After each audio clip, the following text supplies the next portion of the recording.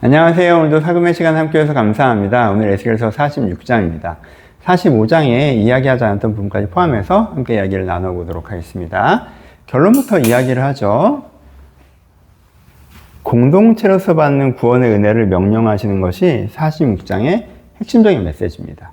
여러분, 여기서 한 사람이 들어가서 은혜 받았고 변화됐잖아요. 한 사람이 들어가서 은혜 받고 변화됐어요. 그럼 여기 은혜 받고 변화된 사람들이 쌓여있죠.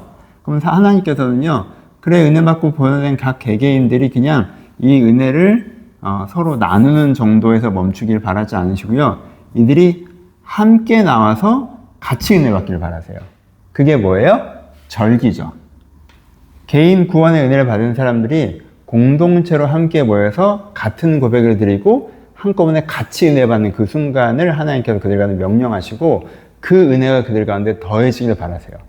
그러니까 이게 같은 구원의 은혜라고 하더라도요, 개인으로서 받을 때와 우리가 함께 받을 때의 차이가 있다는 거예요. 그래서 개인의 구원의 은혜를 받는 사람들은 함께 모여서 공동체로 그 은혜를 받을 때 그 은혜가 더욱더 풍성해지는 부분들이 있기 때문에 하나님께서는 이 공동체로서 구원의 은혜를 경험하는 것들을 우리 가운데 명령하시고 그 은혜를 우리 가운데 부어주신다는 거죠. 그것을 얘기하시는 것이 46장입니다.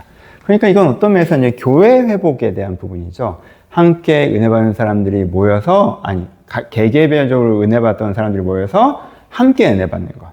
이것들을 우리 가운데 말씀하시는 것이 46장입니다.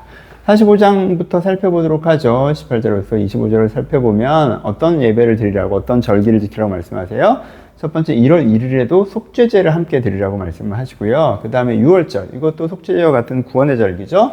6월절과 무교절을 지키라고 말씀하시고 7월 15일의 절기를 지키라고 말씀하세요. 이게 원래는 초막절이거든요. 날짜상으로는. 이때도 7일 지키는 건데 초막절을 지키는 방식이 아니라 6월절을 지키는 방식으로 하세요. 그래서 45장에서는 1월 1일에 그리고 6월절에 그리고 7월 15일에 다 뭐예요? 구원의 은혜를 고백하는 절기를 지키라고 말씀하세요. 그래서 하나님께서는 지금 에스겔을 통해서 이 이스라엘 공동체가인데 너희들이 구원의 은혜를 함께 누리는 공동체가 되라. 함께 이 구원의 은혜를 고백하고 경험해라. 함께 속죄제를 드려서 우리를 구원하셨구나 하는 걸 함께 누려라 라고 말씀하시는 부분들이 45장 18절부터 25절입니다.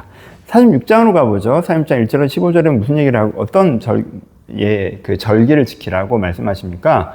이게 안식일을 지키라고 말씀하시는데요. 원래 안식일은 어떻게 지키는 거예요? 그냥 개개인들이 일하지 않고 하나님의 창조됨을 고백하는 것이기도 하죠. 물론 그걸 공동체로 동시에 하는 것이긴 하지만 그게 아니라 안식일에 함께 나와서 다른 절기 지키듯이 예배해 드리기를 바라세요. 그래서 안식일에 모두 나와서 이때 동문을 열어놓고 모두 나와서 왕과 제사장 백성들이 다 나와서 번제와 소제와 감사제를 드리게 하십니다.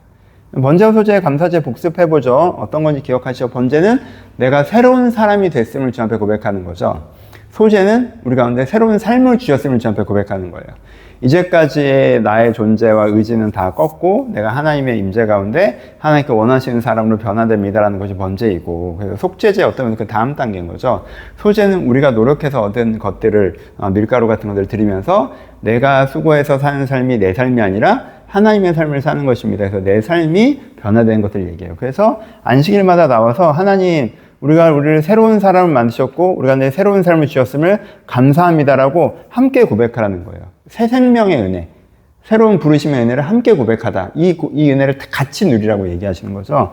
그리고 매달 1일에도 나와서 번제와 소제를 모두 함께 드리라라고 말씀하고 계십니다. 그리고 아침마다 드리는 번제와 소제는 모두가 드리는 건데 모두가 함께 모이지 않아도 여기서 이제 대표성을 가지고 드리는 거죠. 그래서 너희 모두가 함께 우리를 새 사람으로 삼으시고 우리에게 새 삶을 주셨음을 다시 한번 함께 그 은혜를 받아라 라고 얘기하는 것이 46장 1절부터 15절 말씀입니다. 그리고 뒷부분은 좀 요 포인트랑 다른 얘기들이 나와 있죠. 간단하게만 언급하면 16절부터 18절까지는 군지 기업에 대해서 얘기하는데 같은 공의 속에 있고 예외가 아니라는 부분들을 얘기해요. 그래서 군주의 유익을 얘기하기도 하죠. 네가 종에게 땅을 줬으면 희년 때 너도 돌려받는 거야. 그거 아예 주는 거 아니고 네 분깃이니까 돌려받는 거라고 얘기하고, 또 네가 다른 사람의 것을 빼앗을 수는 없어라고 얘기하여서 사실 군주라고 해서 손해보는 것도 아니고 이익 보는 것도 아니고 같은 하나님의 공의, 분배 가운데 있다라고 얘기를 하는 것이고, 그래서 그 군주됨에 대해서 이야기할 때 자기 이익을 따라 가지 않는 부분에서 얘기하시는 것이죠. 어제 얘기했던 부분들. 그리고 46장 19절에서 24절은 이거는 이제 47장과 연결되는 부분인데, 이것도 간단하게만 얘기하면 제사장들끼리 그 제사를 드린 제물을 먹는 것이 있고요. 안쪽에, 그 성전의 안쪽에. 그리고 성전의 네 구퉁이에 어떻게 하고 있어요? 백성들을 위해서 제물을 나누는 것들이 있어요. 그래서 하나님께서 주신 은혜가 정결해야 되고 또 확장돼야 된다라는 부분들에서 얘기하는 것이 이 제물을 먹는 이야기로 남아있는 부분입니다. 그래서 이제 두 가지를 얘기해요. 여기서는 정결을 얘기해요. 하나님의 은혜의 그 순수성, 은혜의 핵심, 이 의미가 잘 지켜져야 되기 때문에 제사장이 먹는 거고, 근데 그 은혜가 세상으로 흘러나가기 때문에 내 구퉁이에서 또 이제 확대되는 거고, 라고 얘기해서, 이거는 뭐, 제단에서 흐르는 물과 연결돼서 47장과 연결된 이야기로 나와 있다라고 간단하게만 언급을 드리고요. 오늘 46장에서 핵심은 이것과 이것해서 공동체로서 구원의 은혜를 경험하고 새 생명, 새삼 얻은 은혜를 경험해라 라는 하나님의 명령에 대해서 말씀하신다 라고 묵상해 보시면 좋겠습니다. 여러분, 저는 개인 영성을 되게 많이 강조하기는 하죠. 성전의 은혜를 저는 되게 많이 강조해요. 근데 사실은 그게 우리 가운데 잘 안 되고 있다고 생각하기 때문에 강조하는 거지. 우리가 정말 개인 영성, 우리 한 명 한 명이 하나님을 만나서 그 은혜를, 이 성전의 은혜를 경험했잖아요? 그럼 그 사람들이 함께 모여서 이 은혜를 경험하는 공동체적 영성이라고 하는 건요, 너무너무 좋은 거예요. 그렇지 않겠어요? 공동체가 함께 구원의 은혜를 누려요. 공동체가 함께 새 사람 됨과 새 사람 얻음을 누려요. 이 은혜를 같이 받아요. 이거는요, 개인적으로 받은 경험을 쉐어하는 느낌이 아니에요. 개인적으로 성전 들어가서 은혜 받고 나와서 너도 그랬니? 나도 그랬다가 아니라 함께 이 고백을 드리고 함께 은혜를 받는 거란 말이에요. 이 은혜를 함께 받으면 어떠냐? 그 은혜가 지켜지고 확대되고 구현됩니다. 이게 뭐예요? 공동체, 교회의 가치죠. 그렇죠? 함께 은혜 받는 사람들의 모임으로서요. 하나님 나라로서의 교회 말고 이 은혜 받은 공동체로서의 교회를 얘기하는 거죠. 여러분, 이 사람도 은혜 받고 나도 은혜 받았어요. 함께 은혜 받았어요. 그럼 그게 서로가 서로를 지켜주죠. 그렇죠? 나 혼자만 은혜 받은 것보다 함께 은혜 받으면 이게 지켜지잖아요. 더 단단해져요. 삼겹살은 끊어지지 않는다고. 서로 은혜를 나누면서 좀, 그쵸? 지켜지죠. 은혜가 함께 받을 때. 그리고 은혜가 확대되죠. 방금 얘기가 서로 은혜를 나누면서. 은혜가 나 혼자 은혜 받을 때보다 같이 예배드려 은혜 받을 때 그 예배가 더 크게 우리가 논단 말이에요. 그리고 구현되죠. 그쵸?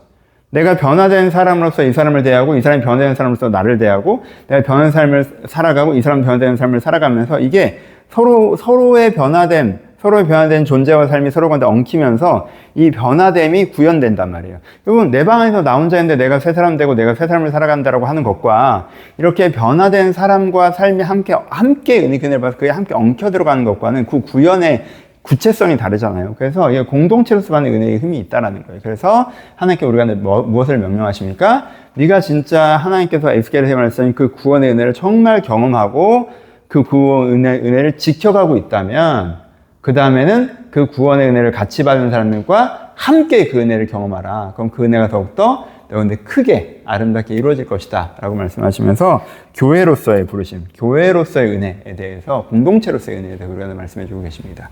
그러니 여러분, 혼자 은혜 받는 거, 제가 강조하는 거 그거죠. 혼자 은혜가 안 받는 사람들이 교회에 와서 교회적으로 은혜를 받는다고 하지만 사실은 이 구원의 은혜가 아닌 다른 것을 가져가는 것에 대한 조심스러움이 있을 뿐이고, 내가 개인의 은혜가 있잖아요. 그러면요, 그것은요, 공동체적으로 나올 때 훨씬 더 커지고 단단해지고 풍성해집니다. 그러니까 혼자 내가 개인 예배 너무너무 중요하죠. 개인 예배가 있어요. 성전 예배가 먼저 개인적으로 있어야 돼요. 그게 전제죠. 근데 성전 예배가 나한테 있다면 함께 모인 이 공동체 예배를 통해서 우리가 더 풍성한 은혜를 누릴 수 있다는 거예요. 그래서 여러분들이 개인 영성에서만 머무르지 마시고 함께 은혜 받는 이 예배 공동체, 은혜 공동체, 절교 공동체라고 할 수 있는 함께 은혜 받는 이 은혜 공동체에 대한 소망을 갖고 이걸 함께 만들어 가셨으면 좋겠습니다. 단지 쉐어하는 것이 아니라 함께 은혜로 나아가는, 함께 기도하고 함께 주님을 찾고 함께 신앙을 고백해서 함께 성령께서 우리 가운데 오시는 것을 경험하는 그 소망 함께 가져봤으면 좋겠습니다. 나중에 그렇게 되면 되게 좋죠. 어느 정도 그렇지 않나? 감사합니다.